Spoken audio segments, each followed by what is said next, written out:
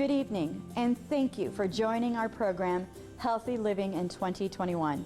My name is Amber Smithson, and I am the Director of Business Development with Bakersfield Behavioral Healthcare Hospital, and I am thrilled to be bringing you a program that will center around how to get and stay healthy.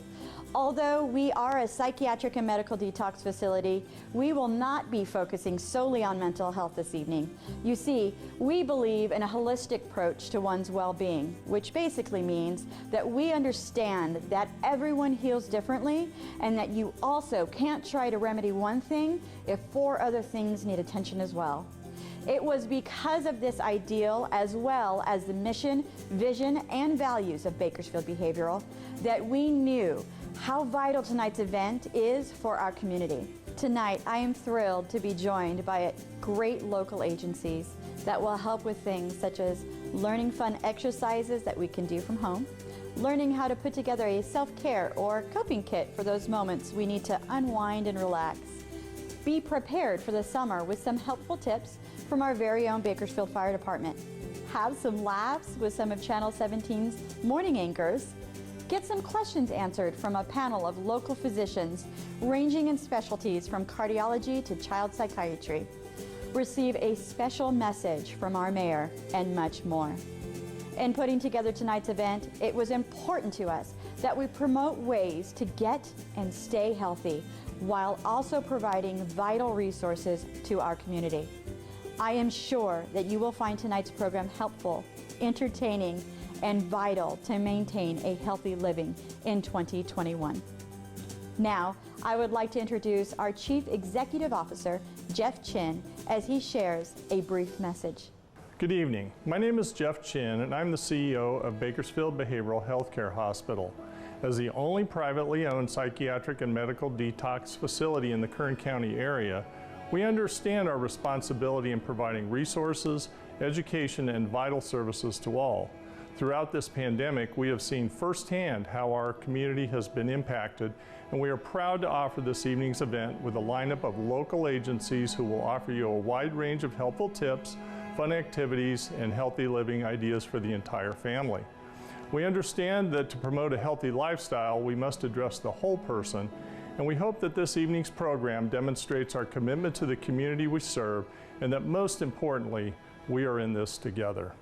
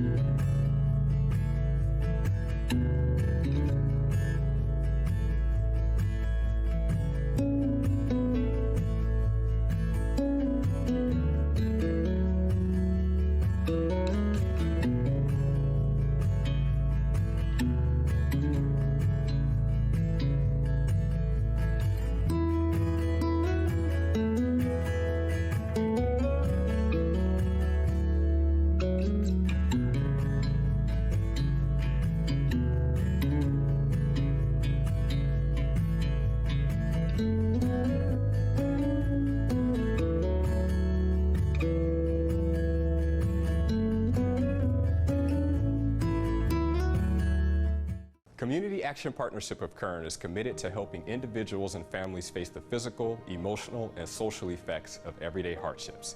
We provide resources that are geared towards strengthening families and improving their well-being through structured, targeted programs and providing quality services. CAPK operates 15 programs that people can use to give their young children a dramatic head start on their education, put healthy food on the table, reduce their energy bills, claim life-changing tax credits, connect with homelessness services, and find links to thousands of other community organizations that can also help them chart a path to success. Through our partnerships and collaborations, CAPK continues the path forward to creating a powerful foundation for families to stand on as they pursue their dreams. Getting help is as easy as calling our 211 resource and referral call center any time of the day or night. Find out more information by visiting our website at capk.org. Community Action Partnership of Kern, helping people, changing lives. ADAKC does a lot of great work in our community with seniors. Now we're going to check in with Janelle and her team. Good day, I'm Janelle Capra, Executive Director at ADAKC, sitting here today with Otilia Benavides, Family Services Manager. We're just grateful for this opportunity to share with you a little bit about Alzheimer's Disease Association Kern County. We are a day program, open Monday through Friday, 8 to 5, and we're here to serve you and your loved one on the Alzheimer's journey. You know, Tilly, we get asked often, how do we support those in the community who need our care? And where do we start when a family reaches out to us?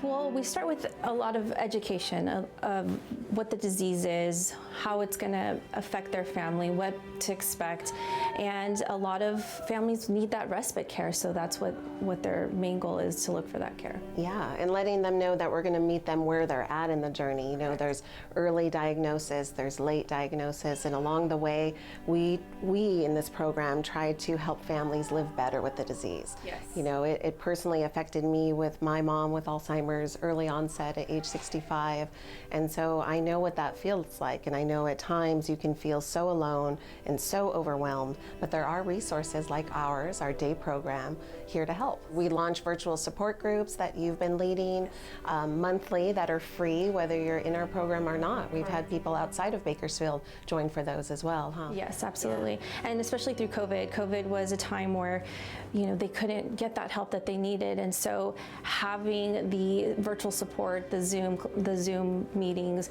was a big help for, you know, our enrolled caregivers and also the community. Yeah, and we're so grateful. You know, we were a program that's been around as a nonprofit 37 years. We were closed for more than 8 months due to COVID, and we reopened in November 2020, and we continue to move forward, increasing our capacity, bringing back our treasured registered clients, but some new admissions. Correct. So some of the new admissions that have come to you and said, I'm interested in this program, what are some of their questions? Just how the program works. How long can, you know, their loved one be here? Are we open on the weekends? Yeah. So for our program, let's talk a little bit about how it works. We're open Monday through Friday, 8 to 5. Our hourly rate for private pay is $12.50, but there's opportunities for financial assistance too. We do have a financial assistant program. There is a waiting list for the program, but it's based off of, you know, the income, so household income. And we look at the needs, so it's all about person-centered care, meeting you and your loved one on that journey. So here at our day program, you know, having brain stimulation and activities and good nutrition, but it's also that respite care, and you see a lot more of that on the caregiver side. Correct. We have caregivers that come in that are just burned out, that need a break, and bringing their loved one here provides that break that they need. Yeah. Has there ever been a phone call where you just feel that person needed to talk to someone? Yes, all the time. Just talk, sometimes cry, sometimes laugh, and we were able to provide that for them. So that's what we're all about at ADAKC, the Alzheimer's Disease Association Kern County, here on the Rose Lazzarini campus. We're here to meet you and your loved one on the Alzheimer's journey where you're at, and just to encourage you that you're not alone. No, not alone. A lot of us have been stuck at home for a long time. So we are going to check in with Condi, who's going to give us some exercises we can do at home to help us stay healthy. My name is Coach Condi, and this is Savannah, Coach Savannah. We are here today to help you stay motivated and do fitness at home. There's no excuses, team, friends. We can do this with any equipment you can find in your kitchen, laundry room, anywhere. So we're going to teach you today how to do exercises for your arms, biceps and triceps. So let's start with that. We can see our equipment right here. We do have dumbbells. They are 5 pounds, but if you do not have them, go ahead and grab 5 pounds of rice. And you're gonna go ahead, elbow under shoulder, and you're gonna go up, up, down, down. You're gonna do 8 repetitions of this. You take a second to breathe, inhale, exhale, awareness of your body. After you do these 8 repetitions, you're gonna transfer to the next exercise. You can go with us into a tricep extension. So you go from hips back, all right? You continue to do this, making sure that your heels are aligned with your hips, your back is long and straight. And the laundry soap is gonna be like your resistance. You can use the dumbbells, and we're gonna call this next exercise is the deadlift. We're gonna slide the weights to your kneecap, back is long and straight, chest is lifted, and you all the way back. you can use a small towel. This is going to help you improve your posture. Also, it's going to help you carry your babies. It's going to help you carry your groceries, anything. So you're going to go ahead and put this in alignment with your chest, elbows down on the shoulders, and squeeze and you're waiting. Let's do that. 1, 2, out. Repeat 8 times. You take a break, 20 seconds, and 3 sets of this. I hope you have fun with these exercises. Again, follow me on Instagram, Condis Fitness and Health. If you have any questions, I'm here to help you with nutrition, exercise, and more. Right, Savannah? Have a great day. With schools going back to in-person learning, here's a message from Dr. Barlow, the superintendent of KCSOS. Hello, my name is Mary Barlow, and I am proud to serve as your Kern County Superintendent of Schools. I am so pleased to be able to join our friends at Bakersfield Behavioral Healthcare Hospital and KGET Channel 17 for this virtual health fair. I wanted to take a couple of minutes to thank the heroes in our education community, including parents who worked to make sure that students continued to learn during the COVID-19 pandemic. All Kern County school districts have reopened for in-person instruction, while continuing to provide distance learning opportunities for families who prefer that approach. Kern County school districts understand that students need that in-person connection with their teachers and peers, and that school is a safe haven for many Kern County students.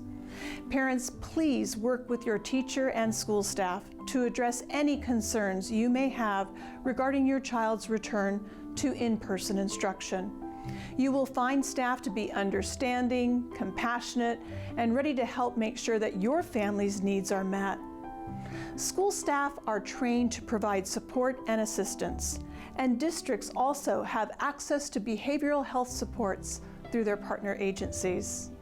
Talk to your children about what they can expect when they return to the classroom, and be sure to communicate any concerns they may have at your school. Also, please take time to celebrate the heroes that work in our schools. Our support staff, bus drivers, food service workers, teachers, nurses, and administrators, all of whom have been working to ensure the health and safety of our students as they return to in-person instruction. More than anything, our schools want students to be safe as they return to the classroom. And each school has a plan that outlines their practices and protocols. Lastly, I want to say thank you to our entire community for your understanding, patience, and grace. I am so proud that Kern County schools were able to continue student learning, and we look forward to serving students this summer and in the fall. Thank you. At Bakersfield Behavioral Healthcare Hospital, your mental health matters, and you deserve quality care. We believe that there should be no shame or fear in seeking help for your mental health. We have many levels of care, including inpatient, outpatient, telehealth, and wraparound services, because we believe you should not have to struggle with what comes next. Take your next step with Bakersfield Behavioral Healthcare Hospital, because you matter and we care. Every child develops at their own pace, but how do you know they're on the right track? Help Me Grow Kern County offers free developmental screenings done by parents in less than 20 minutes. 85% of your child's brain will develop by the age of 3. The sooner any concerns are identified, the better their chances are as they approach school age. Visit helpmegrowkern.org or call 211 to find out more. Your child's early development is a journey. Enjoy every step of the way with Help Me Grow Kern County. And now we're going to check in with the Bakersfield Fire Department as Amber talks to them about pool safety. Good evening, and I am so excited to be with Mike Walkley, and he is from the fire department here in Bakersfield. And you know what, thank you so much for being here. I'm excited for you to be a part of this event. So I know that May is a special month for us, being Mental Health Awareness Month, but I also know that it's a special month for the fire department in particular because it is National Water Safety Month. And I was hoping that you could talk to me a little bit more about what that is and what that means for our community. Yeah, well, thank you for the introduction. Yeah, May is National Water Safety Month, and we want to tell the community what about water safety, that we want to share a message regarding safety concerns, things we could do to be vigilant out by the yards and when we're swimming. All right, great. So speaking on that, can you tell me a little bit maybe about some statistics or some, some thoughts behind why it's so important to be vigilant with pool safety? Yeah, so child drowning is the 5th leading cause of death, an intentional death here in the United States. With that being said, there's so many things we can do to take precautionary measures. For one, we want to teach our kids at a young age to start swimming. Get a qualified instructor. Be vigilant about locking your doors, making sure there's locks, there's safety devices, noises that could be made, alarms that could sound. We want to put fencing up around our pools. Fencing should be about 5 feet tall with locking gates. We also want to be vigilant about someone out there watching the children. And that someone always has to be able to go and retrieve the child if they were drowning or had to go in and get in the pool. Some other steps we could take are CPR. A lot of us take CPR classes to be able to provide the safety for the child. We also, if we had an emergency, we want to be able to call for help and call 911 and call our local fire department. Now, you've talked about CPR. Do you know of any places here in Kern County that people can go to get CPR certified by any chance? Yeah, so Google search and you'll find 4 or 5 that pop up right here in the city of Bakersfield, and go on there. Some of them are free. There are online classes as well. What about portable pools? So, a lot of us in Bakersfield, we do have pools, right? It gets hot during the summertime, and so the very first thing we want to do is get into the pool. But what's the difference as far as safety measures between an in-ground pool and a portable pool? Sure, portable pools also, there's emergencies that go on there as well, and we got to keep in mind, no matter the depth of water, we can still have drownings in those, and those percentages are up as well. So we want to keep in mind, if we do have a portable pool with a little bit amount of water, or a tub, there's a lot of drownings in tubs here these days. So we want to make sure we're vigilant. We have someone out there at all times with the child, no matter what size the pool is. If something were to happen, unfortunately somebody has gone underwater or something, can you tell us a little bit about, how quickly we should be responding? Is there a time limit as far as, when things get really, really bad? Can you talk a little bit more about that? Sure. So if we have a drowning situation and we witness that, number one, yell for help. Have someone call 911. Pull the child to a safe location. Start CPR. Remember, in 4 to 6 minutes, that's when we lose the brain. The brain and body start shutting down. So if we have that time frame, we can get going a little sooner, and we have chances of recovery and helping that child live. Chief Lockley, thank you so much for joining us this evening. And as we end this clip, we're actually going to be showing a 30-second pool safety video that you have provided for us. Thank you again so much. Thank you for having me. It takes only a moment. It happens silently. You won't know that it's happened until it's too late. Even the slightest distraction can lead to a water emergency. But there is so much that you can do to prevent this from ever happening. Adult supervision, locked doors, pool fencing, and immersion alarms are layers of protection that will help ensure the safety of your family. Be a responsible pool owner. Use training and layers of protection. Now we're going to talk to the Bakersfield Police Department about things that we can do to further keep our families and ourselves safe. Hi, my name is Rachel. And I'm Janet. And we are Community Relations Specialists with the Bakersfield Police Department. Self-care is an important part of our overall health, both as individual and as a community. When we take the time to invest in ourselves, the benefits can spill over into our everyday interactions with those around us. But it's important to keep safety in mind when tending to your personal health. For instance, if you enjoy getting out in nature and walking or hiking, it can be so tempting to throw on a pair of headphones and tune out the world around you. However, by taking away your ability to hear what's happening around you, you leave yourself open to potential harm. The same goes for any activity that takes your focus off the primary task. So maybe you like going for long drives or little shopping sprees. If you turn your attention to something like your phone and stop focusing on that primary task, you're far more likely to end up in harm's way than if you were to stay fully engaged the whole time. And this is not to say that music or cell phones are bad. They can both be great sources of relaxation and self-care. But making sure they're not opening you up to potential risk is very, very important. So tuning into the world around you is a major safety tip, no matter what kind of self-care you're engaging in. But it's not the only thing you can do to make sure your self-care routine isn't opening you up to potential dangers. Before you run out and join a self-defense class, which we totally recommend, by the way, there are some simple things you can do to make yourself a less desirable target. Use the buddy system as often as you can. Getting out with a friend or partner can make you less appealing to criminals, and it can actually increase the positive hormonal impact of your outing. If you do go out by yourself, again, make sure you have those eyes and ears tuned in to the world around you. But also, keep your shoulders back and your chin up. When you pass people, take a look at them and let them know you see them. This doesn't have to be an awkward or unkind exchange. Think about store greeters. The really good ones make you feel warm and welcome, but what they don't tell you is that they have more or less sized you up and can adequately describe you to law enforcement should you choose to violate store policy or the law. By letting the people around you know that you are alert and confident, you can automatically make yourself a less desirable victim to most criminals. Another thing you should constantly be doing is thinking about the what ifs and how you might react to them. Nature equips us with a fight or flight mechanism in a high-stress situation. We each have the choice to stay and fight or run away, and our decision may not be the same in every scenario. That's right. It's all about assessing your strengths and ability and weighing those factors against your surroundings. Running away in an isolated area may be great if you're physically fit enough to run fast for a long distance.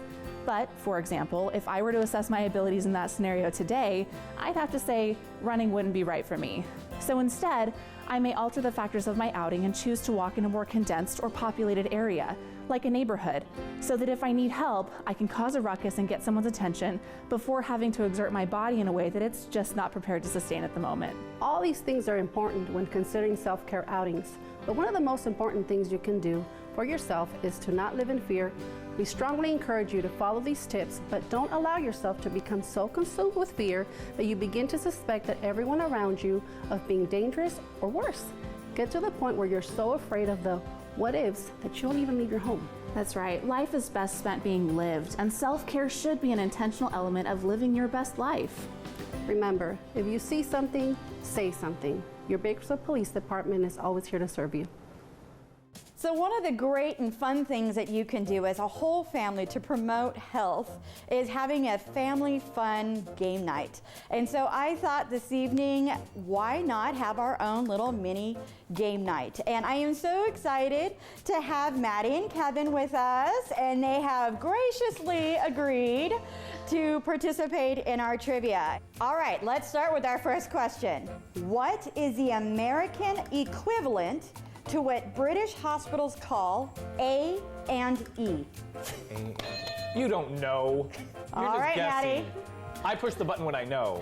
ICU? That is incorrect. What is it? So the answer is emergency room. Jeez, that was so simple. Which city did the cartoon characters of The Simpsons live in? Kevin? Springfield. That is correct. Yes, I thought I You remembered. did it! How's that a health question? Come on! I said I was going to sprinkle health with fun. That's right. Okay, I'm sorry. All right, third question. How many patellas do humans have? Okay, that was you. 2.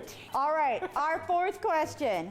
What is the highest grossing film of all time? Kevin? You know this? Titanic. That is incorrect. Oh, Maddie? that's what I was gonna say. Oh, So do I get- instead I'm gonna say. Oh, I know it now. It hit me. Okay, go ahead. I get ready? Yep. What is it? Avatar. Incorrect. Oh, jeez. It is the Avengers Endgame. I was gonna What? say it's one of those Really? superhero movies. That's right. All right, our Okay. fifth question.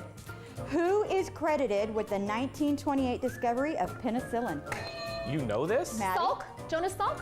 The answer is Alexander Fleming. Oh yeah, Yeah, no, I've it's heard of totally him. off. Way off. I heard of him. All right. Our sixth question. Okay. What was the first film to release a soundtrack and in what year? Dirty Dancing. Oh, it's a good soundtrack. That was a good soundtrack, but incorrect. So it was Snow White in 1944. Oh, you're a Disney fanatic? Come on. Failed that one. Well, Oh, I'm not good with the film and TV trivia. Which 19th century Austrian is known as the father of psychoanalysis? Freud? Correct. Yes! how do you know that? Yes. How How in the world do you know that? What is the name of Princess Leia's home planet in Star Wars? Okay, Kevin? That's right there. Alderian? I'll give it to you. It's Alderaan. Oh my gosh, that was really close. I'm impressed. All right, number 9. In what year and state was the first psychiatric hospital opened? Bakersfield, California. That is incorrect. So in 1752, in Philadelphia, the Pennsylvania Hospital opened up their first psychiatric beds. Which American president is in the Wrestling Hall of Fame? Ronald Reagan. No? Which president? Wrestling Hall of Fame? Correct. George Bush. Incorrect. It's Abraham Lincoln. Oh, geez, we're going way back. That's crazy. So I want to thank you both so much for being a part of this. And Kevin, I have to say, you are the winner. Well, I will say, not that I, promote what I'm about to say right now. I don't promote cheating, but with Maddie, I have to have a little leg up. And I would just like to give you this bear in recognition of Adam giving me a couple of answers. Did he really give you the answers? The life of having an IFB, and she doesn't have one. Hello, I'm Dr. Mensick from the practice. As most of you know, we believe in a holistic approach to medicine. And at Bakersfield Behavioral Healthcare Hospital, they believe in the same thing. And I want to just encourage you, if you have problems with your health care in the behavioral area, talk to them. These are good people. They know what they're doing. And I want to endorse them. Get help from them, because it'll change your life. To all the parents who have full schedules and full hands, to all those who served our country today, yesterday, or a decade ago, there is support. You are not alone. Stepping Stones is here to help you keep your health a priority. It's time to take a moment for you, because you matter, and we care. Along with exercise, what we eat is very important to our health. Today, Encompass Health is here to show us a family-friendly recipe. All right, and we're in the kitchen now. Jeff, what are we making? We're gonna make an egg and avocado salad pita. It smells really good already. All right, Yes, how do we it do does. this? So what we're gonna start with is we're gonna put all the ingredients into the bowl. Okay. So we're gonna go with some hard-boiled eggs, Okay, just sliced up. just sliced up, and we're gonna mix these all together here. Nice and easy. And then we're gonna put a chickpea in Ooh, I with love that. those. Drained and rinsed, no added salt. Okay. We're gonna go with a quarter avocado. Mm-hmm. We'll put that all together here. So this is kind of a different take on an egg salad because you're not putting in the normal like mayonnaise and. Right, this is a Awesome. little more heart healthy, a little friendlier for cardiac patients looking for a healthier diet, some stroke patients and things like that. Okay. A little bit of sodium, real light on the sodium. Some minced tarragon, Oh yeah, I love tarragon. some black pepper. And I can smell that tarragon. Yeah, it's got a lot like of- kind of almost a licorice kind of smell. I don't know, Right. It's really good though. Then a little bit of white vinegar, Okay. some water, Oh, okay. and a little bit of Dijon mustard. Yum. And all of that is going to go into the processor. Oh, okay. Just in the food processor. Make it nice and easy. And once we've got that all done, we will come out and put that into the pita. Okay. I like the addition of the chickpeas too because you're getting a little extra protein, right, from that. Right. And then you've got your egg as well. So you've got some good protein, some good healthy fat in there. And then, I mean, I can just tell already a lot of great flavor. Right. I think this could be a great lunch. You know, make ahead, maybe make a big batch of this. A couple of sandwiches, days worth of sandwiches maybe for the kids or something if you're looking for stuff to Right. pack for lunch next year since we're gonna be back to packing lunches it looks like. Good healthy option. Yeah. Okay. We've got all of that in there. We got extra avocado here? Yeah, we'll actually add that extra avocado to the mix once this is done. Okay, sounds good. And you probably don't want to completely pulverize everything, right? Yeah, just like a nice little blend. Okay.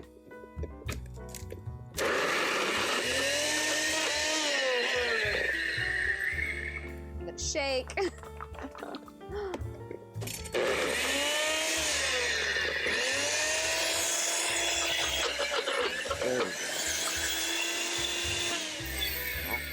wanting to cooperate with us today. Okay. All right. So then we just take it and put it in our pita. Take that out.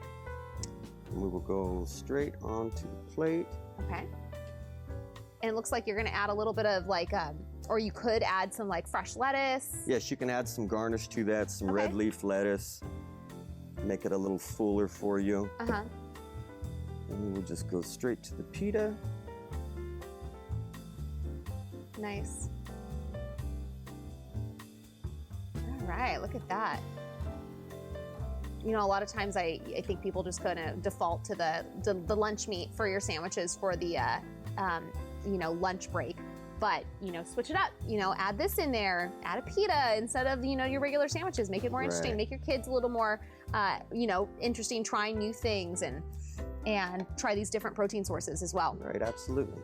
All right, looks So good. it's just a little healthier option. Okay. Like you said, school coming back and the kids getting back in school, going out to the parks and playing again. And also being a healthier option, that's the main thing. And we do co-sponsor a cookbook with the American Heart Association and Encompass Health. And it's just promoting healthier eating, a cookbook for stroke survivors and families, and it can also go for other patients as well, just to be a little more proactive and be a little healthier and have your options, a little healthier options for Absolutely. you and the family. We could always use to mix it up a little bit and add a little more veggies in our life. And you can get a free cookbook. Just go to the website and sign up, and that website's on the bottom of your screen right now. Thank you. Thanks, Jeff. Now we're going to check in with River Navarro, our Director of Clinical Services, and they are going to show us how to make a coping kit.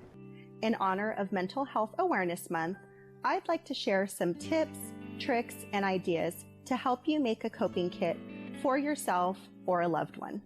So what exactly is a coping kit? Think of it as a toolbox with all of your favorite items, things that can help you calm down or get through a moment when you're struggling with really intense emotions, such as anxiety, depression, guilt, shame, or anger. So let's make a coping kit together. First, let's start with a box or a physical container, something like what I have in front of me right now. Then you want to get some items together. Think of things that you really like and you really enjoy. Then you want to place some items inside the box. And of course, you want to use them as often as you need to cope with intense emotions and to get through a moment. So I'd like to share some of my favorite items, some items that I would want to put in my coping kit, things that help me calm down and get through a moment. So let's get started. I think I would like this lovely candle in my coping kit because I really, really love candles. And I think a stress ball. Stress balls are really good when you're struggling to manage anxiety and you want to practice mindfulness. I think some nail polish because I love painting my nails. I think some lovely fragrance to spritz in the air. And I really like photos. So I think I would probably put a family photo, maybe one of my pets, so that I can look at it and instantly feel happy. Some chewing gum, because you can't go wrong with chewing gum. Word search puzzles to also practice mindfulness and keep my mind occupied. And some lotion. Lotion is good when you want to feel pretty and you want to give yourself a hand massage. Let's go over some key points together to help you with your coping kit. You always want to pick items that help you soothe with your senses when you want to practice grounding. Consider inviting other people to help you make your coping kit. Make it something fun, something that you can do with a friend or a loved one. Or even try making coping kits together. And always, remember to have fun and enjoy.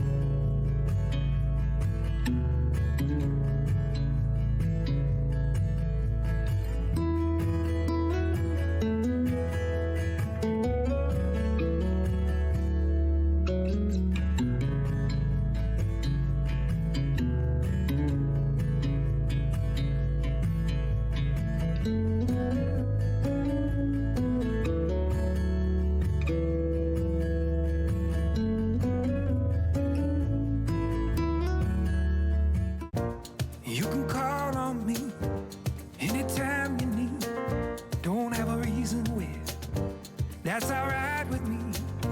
Just to hear a voice, just to tell a friend. With a single word, we can let the light in. When we say hello, really means love. When we say hello, means love. When we say. Now Tori from Marley's Mutts is going to talk about what an important role pets play in our health. Hi, my name's Tori. I'm the program coordinator for the Miracle Mutts Therapy Dog program at Marley's Mutts Dog Rescue. Marley's Mutts is a rescue here in Kern County that helps rescue from our local shelters. We help get dogs out of the shelters, get them into foster care, get them vetted, and get them adopted. We have multiple programs in how we help the community, one being our Positive Change program, where dogs are actually able to stay in prison for 3 months and be trained by inmates that help them placed into their adoptive home. But these guys are from our Miracle Mutts Therapy Dog program. So these are dogs that have been specifically chosen for their temperament because they love people and are really easygoing.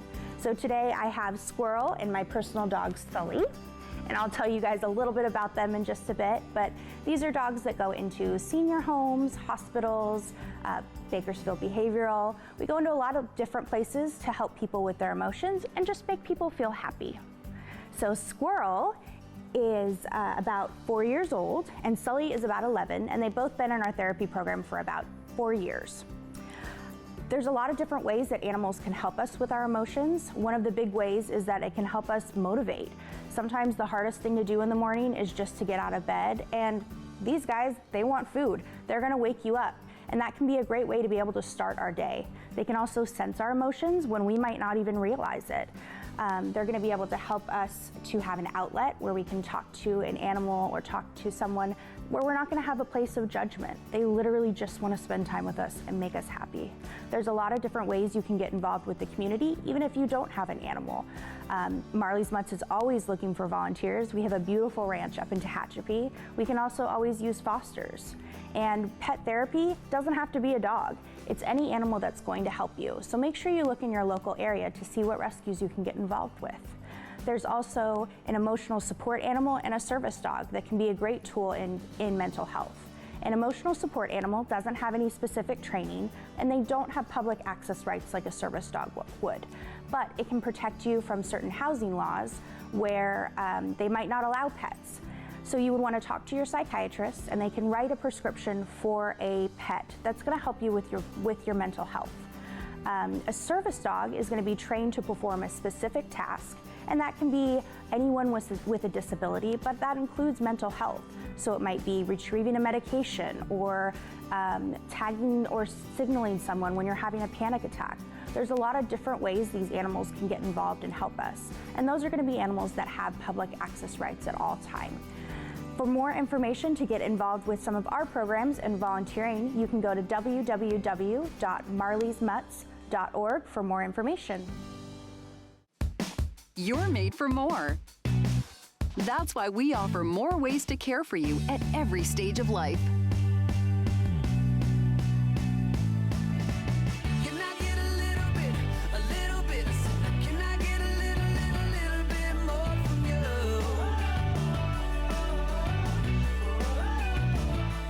With 3 hospital locations, we offer more across Kern County for your complete health and safety. Adventist Health. Now we're going to speak to 6 doctors from our community and get some answers to some great questions on how to stay healthy in 2021. Dr. Calderwood is a pediatric hospitalist with roughly 35 years of experience, who is currently working at Valley Children's Hospital in Madera through a partnership with Dignity Health. Dr. Calderwood, thank you so much for joining our doctor panel this evening. Well, thank you for having me. So I want to start right off by asking our first question, and that's, I understand that working with children can be, of course, both rewarding and challenging. Mm-hmm. So what are some tips that you would use to help children open up about what might be ailing them? Well, getting kids to open up and talk about their issues, their problems, their health, it's a process. It's not something that can be done quickly and easily. So the first thing you really need as a healthcare professional, as a teacher, as a parent is time. So you have to ask yourself before you enter into a conversation, is this the right time and is the right place? Do I have Do I have the time to devote to what might come up? The second thing is make sure you connect with the child. They need to understand that you see them as a person and value them as a person. So you use their first name. You know, boys are not Skippy, the girls are not Sweetheart. You use their name, you look in their eye, you give them a sense that what they have to say is important to you. So open-ended questions can be really good. Something like, how was your day, is just going to be met with, well, it was fine, but it's something like, what was your favorite part of today, or what was the worst thing that happened to you today? And when the child does start to talk, then you need to give them some reassurance, get them to keep talking. Well, that's interesting. I want to hear more about that. How did you handle that? How did that make you feel? So just being available to have the time to kind of continue a conversation with the child is really important. If you had one piece of advice to give people to help promote a healthy living in 2021, what would it be? So I think we have to reconnect on a personal level. The pandemic, the mitigation efforts have really curtailed that. We've got too much online time. Kids are exposed to information that they can't necessarily process or understand. It's very anxiety provoking. So, you know, being able to talk with one another, we have to destigmatize mental health issues.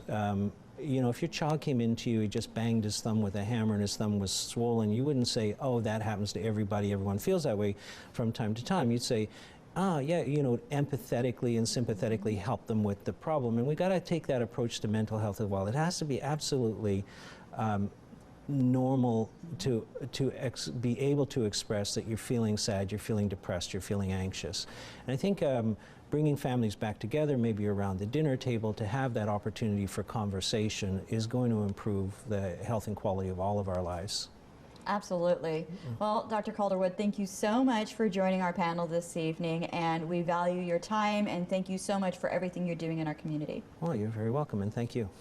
Dr. Banerjee received his medical degree in Calcutta, India, and has been practicing cardiology in Bakersfield for the last 20 years as an integral part of the comprehensive cardiovascular medical group. Dr. Banerjee, thank you so much for being a part of our doctor panel. We really appreciate it. You're welcome. Well, let's get right into it. And my first question for you is, if I have a heart condition, right? Are there simple things that I can do to improve my heart health? Absolutely. You can eat healthy. What we mean by that is put color in your food. When you eat vegetables, fruits, you have a healthy lifestyle. Exercise, maintain a good body weight. And then, very important, do not smoke, vape, marijuana, please, and alcohol in moderation. So exercising every day, you can definitely improve your heart health. Sometimes, or oftentimes, when someone is struggling with panic attacks, right, it can kind of mimic them feeling like they might be having a heart attack. So at what point should someone who is struggling through panic attacks, at what point should they go, you know what, this might be a cardiac issue and I need to see someone? This is very important because, you know, like you just mentioned, the panic attacks often causes symptoms which are very similar to heart problems. They get palpitations, they get chest pain, they suddenly get very short of breath. So it's difficult to determine what they are having. Is it all panic attack, which we often, you know, say, oh, you're nervous, you have a panic attack, take some medicine. What I recommend is at least evaluate you once. Even if it comes back normal, then it's okay. We are safe rather than just attributing everything to panic attack and not checking on them. And the initial checks are very simple. It's not complicated or, you know, risky procedures that we do. We can do initial checks which are simple and then determine everything is okay.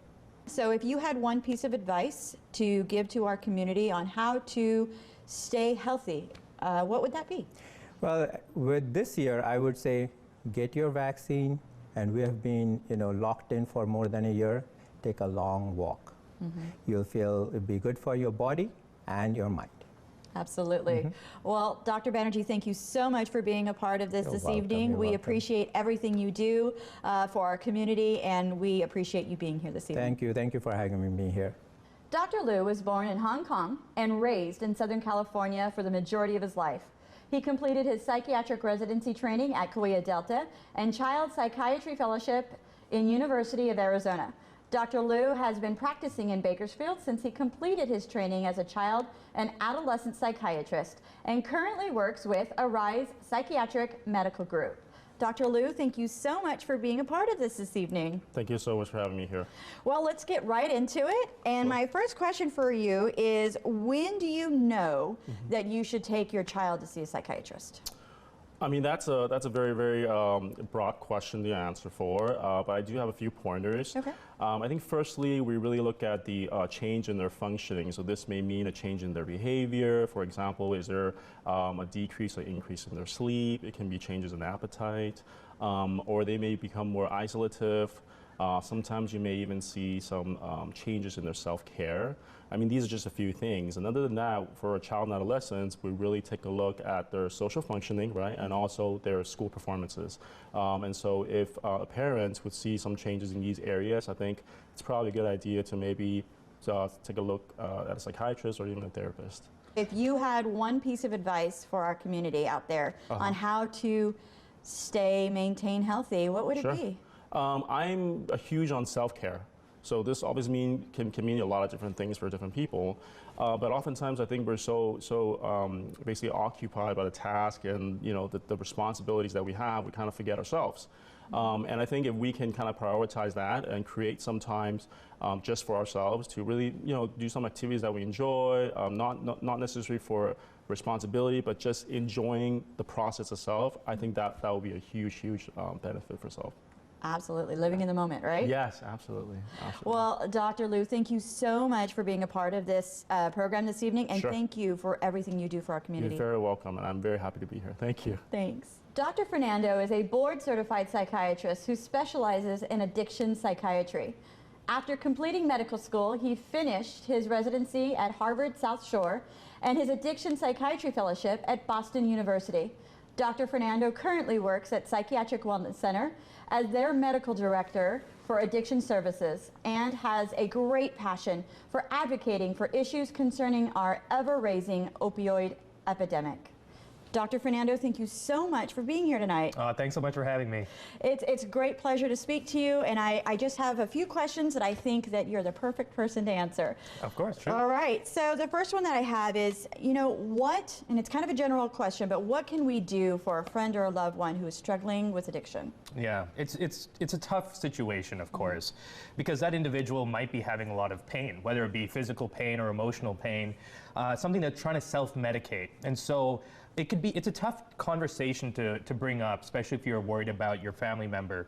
But I think just being compassionate, being loving, being supportive, and letting them know that there is help out there, and finding those resources for them, trying to just talk with them. They might be a little bit of reluctance, or maybe even a lot of reluctance, but just continuing to be supportive and letting them know that there is help out there. Now, would you recommend that someone get some mental health treatment along with or in tandem with their addiction help or addiction treatment? Yes, 100%. So whenever someone comes and sees me, the majority of my time isn't really even talking about whatever addiction they have, but I'm trying to figure out, what are they trying to self-medicate? So a lot of times I try to look and see, are they having any depression, any suicidality, anxiety, bipolar, PTSD, ADHD. All of these have a higher likelihood that a person may try to self-medicate with either a substance or a behavior, and which may become problematic. So a lot of times I focus on trying to figure out how to help them come off their substance, for example, but at the same time I also try to treat whatever underlying disorder they have, so that I can get them feeling better and not having to self-medicate with a substance. For you, if you had one piece of advice to our community on how to stay or maintain healthy this year, what would it be? Yeah, great question. And I think that the pandemic has really brought this question to the forefront. I think that as individuals and as human beings, we need to get more into our environment, more into nature. Go for a hike. There's some beautiful mountains close by here. Start a garden. That's one of the things that I love doing now, is tending to my garden. It's so peaceful, and you can really be mindful. But more than anything, just even practicing mindfulness, which is being present, and it's a type of form of meditation. These kind of things can be really, really helpful for a person's mental health. So that's what I would suggest. That's perfect. I love it. Well, Dr. Fernando, thank you so much for being a part of this evening, and most importantly, thank you for everything that you do for our community. Absolutely. Thanks so much for having me. Dr. Menzik is a family practice physician who is board certified with thousands of hours of training and experience in emergency medicine and neurosurgery in Southern California. In 2010, Dr. Menzik opened up his medical office, The Practice, to provide direct pay medical care to Bakersfield. Dr. Menzik, thank you so much for being a part of this evening's event. Amber. So let me start off with nutrition and the way that that affects our health. How important is nutrition to your overall health? You know, if I was, when I was 25, I didn't care. It didn't matter. But the older I get, you know, I see my patients, and bottom line, Amber, when you're 55, 65, you come in to see me, all of a sudden you realize the price you paid for not following nutrition over the years. All right? But it is very important, very important. Not little, very, very. Very, very important. Okay. So then what about things like sleep? How does sleep affect our health? Amber, I tell we have a lot of medical students and residents rotate to the practice. And I tell them this: if I do not cure your sleep disturbance, I will not win with my patient. End of discussion. It is not little important. It's one of those 5 things that we focus on. You will not have total healing until I cure your sleep disturbance. Wow, well, it looks like I need to get better sleep then. No, it's true. It's just, it is so important. Yeah, and you hear that a lot. So then what's some tips to help get better sleep? What would you recommend? Well, first of all, if you have a sleep disturbance, go to your doctor. All right, that's number Absolutely. 1. All right, and then number 2 is he has to figure out why. All right, that diagnosis is as long as this. All right.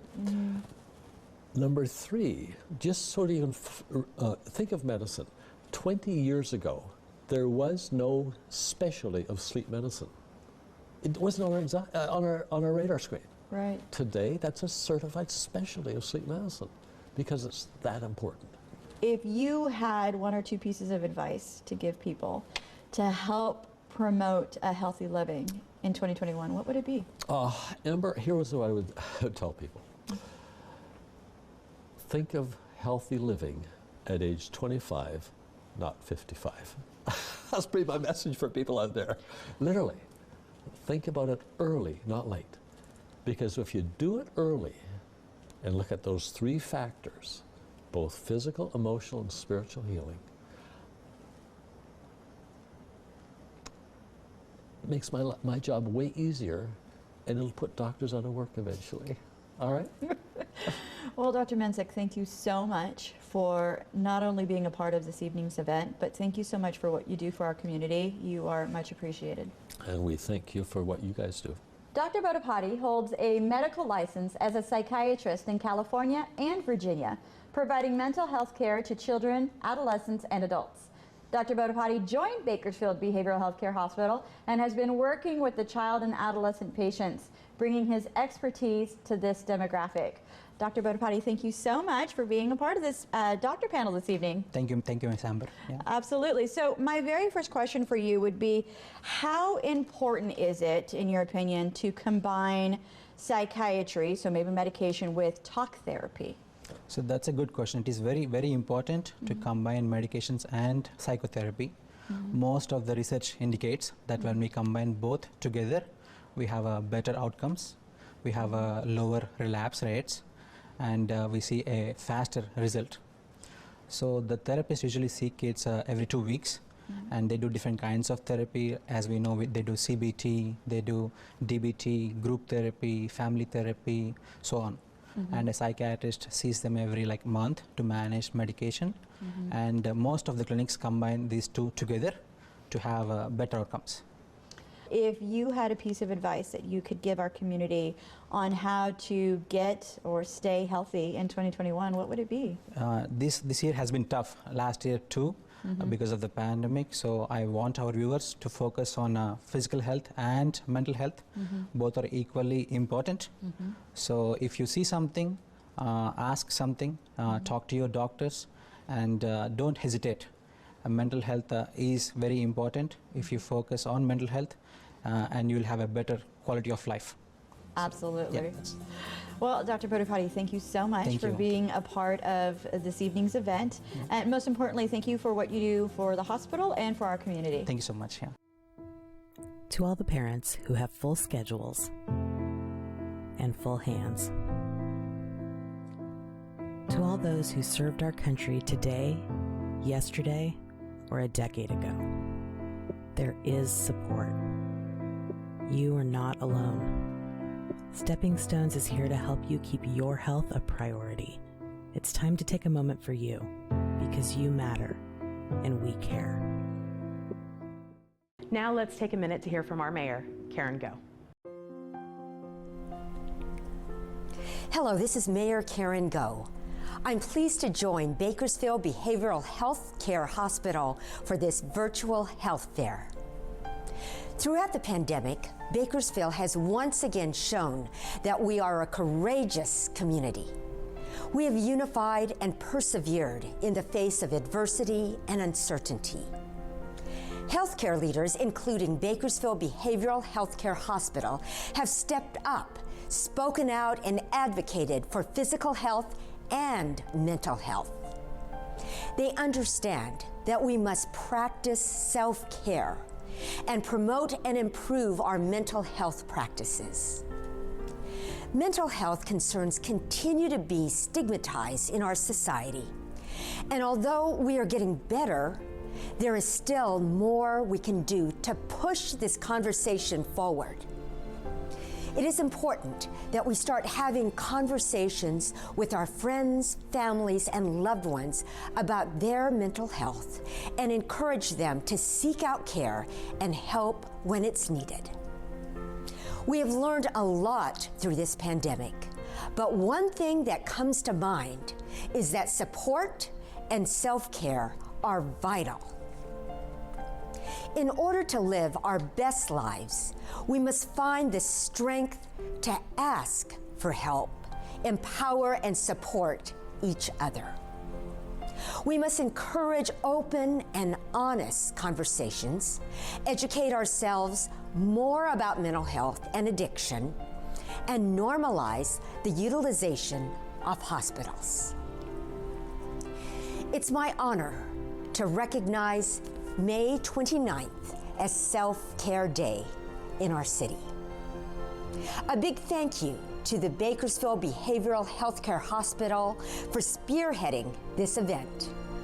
I encourage our residents to be mindful of their health and that of their families. Utilize our wide array of resources here in Kern County, and in all that you do, care. I would like to thank you all for joining us for this evening's event, Healthy Living in 2021. It has been a tremendous privilege to share with you all tonight's helpful tips and resources. I invite all of you to find the page Healthy Living in 2021 on our website, bakersfieldbehavioral.com, where you will be able to find a full list of tonight's participants, as well as a list of links and phone numbers to great local resources. As a reminder, all those who would like to receive their free copy of the cookbook mentioned in tonight's cooking segment with Encompass Health are invited to go to our website and request one. We have a limited amount of cookbooks, and so I encourage you to make sure you go to bakersfieldbehavioral.com to claim yours today. Thank you to all of the amazing agencies who partnered with us to make this evening's event a success. To our community, I, on behalf of Bakersfield Behavioral Healthcare Hospital, would like to remind you that it's okay not to be okay. There is help. You do matter, and we care.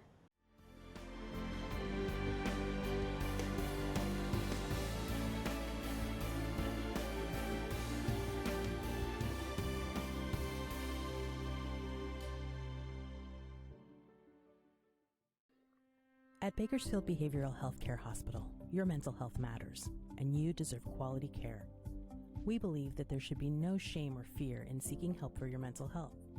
We have many levels of care, including inpatient, outpatient, telehealth, and wraparound services, because we believe you should not have to struggle with what comes next. Take your next step with Bakersfield Behavioral Healthcare Hospital, because you matter.